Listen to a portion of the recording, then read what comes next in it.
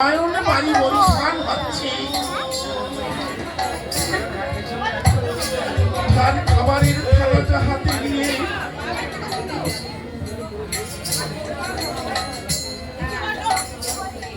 দেবকী মা আমার কান্নায় ভেঙে পড়লেন। বৈকুণ্ঠপতি নারায়ণের কাছে বলছেন, হে অনাদি আদি গোবিন্দ,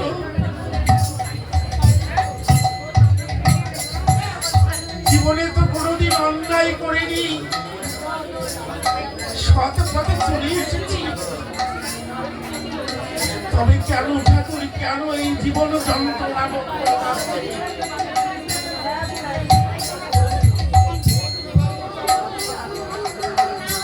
এমনি ভাবে দেবকী মা আমার কান্নায় ভেঙে পড়লেন।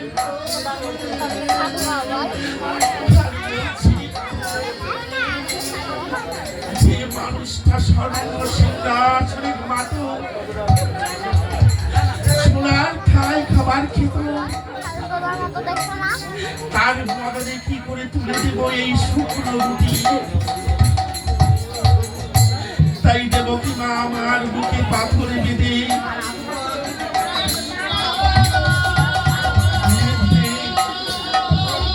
বসুদেবের কাছে যে তার বদলে তুলে দিচ্ছে শুকনো রুটি।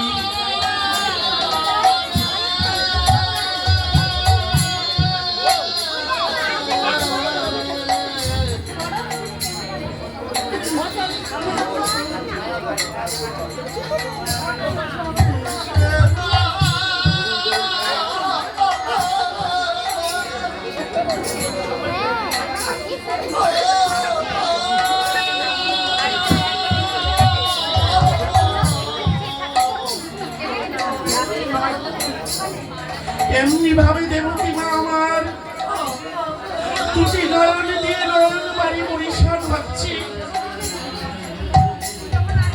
আর সেই শুক্ত রুটি স্বামী বসুদেবের বদলে তুলে দিচ্ছে।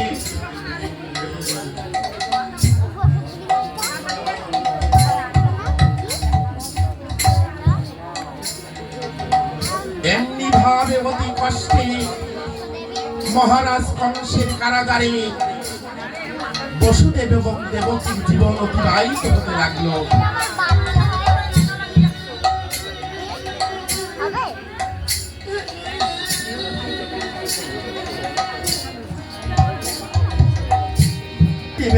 দেবকী অতি আনন্দিত হয়ে দুজনকে সন্তানকে নিয়ে আদর যত্ন করছে। এমন সময় মহারাজ কংস এসে কংসের কারাগারে প্রবেশ করলেন। কোথায় কোথায় দেবকীর সেই সন্তান? বসুদেব, দেবকী, দেবকী,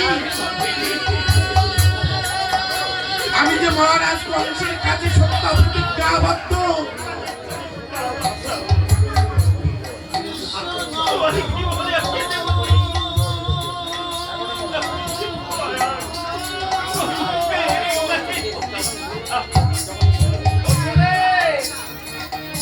তাই তুমি ওকে আমার কাছে দাও দেবকী।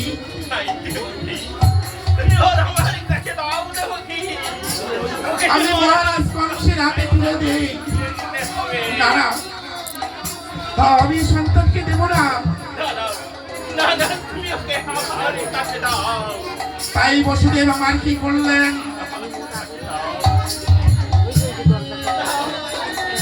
দেবকী মায়ের কাছ থেকে জোরপূর্বক সন্তানকে কেড়ে নিতে গেলেন।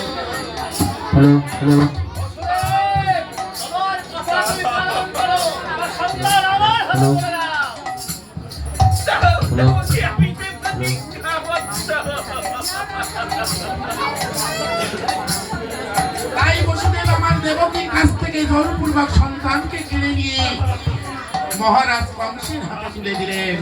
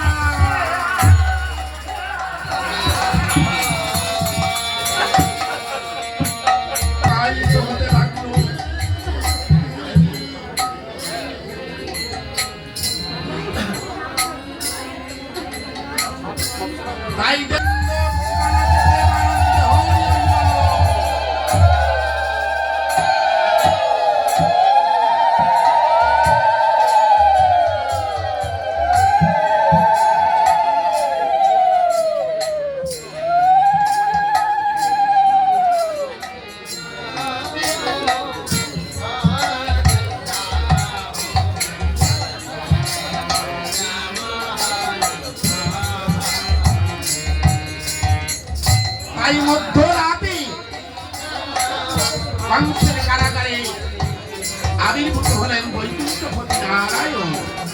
ধ্বজবজ্রাঙ্কুশচিহ্নধারী শঙ্খচক্র গদাপদ্মধারী বৈকুণ্ঠপতি নারায়ণ।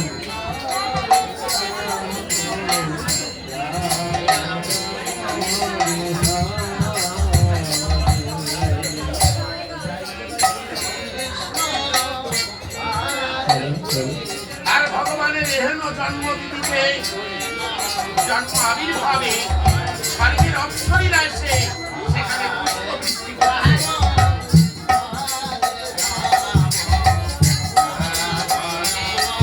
জয় জয় রাধা গোবিন্দ সীতানাথ প্রেমানন্দ হরি হরি বল। জয় গৌ সন্তোষী।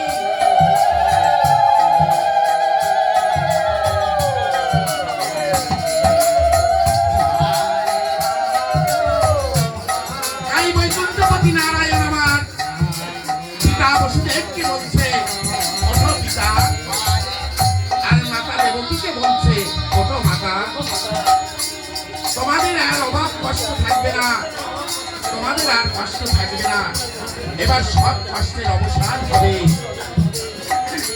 তাই দেবকী এবং বসুদেব বৈকুণ্ঠপতি নারায়ণকে দর্শন করে বসুদেব বলছে দেবকী এ আমরা কাকে দর্শন করিলাম? এ তো আমাদের সেই আরাধ্য দেবতা বৈকুণ্ঠপতি নারায়ণ।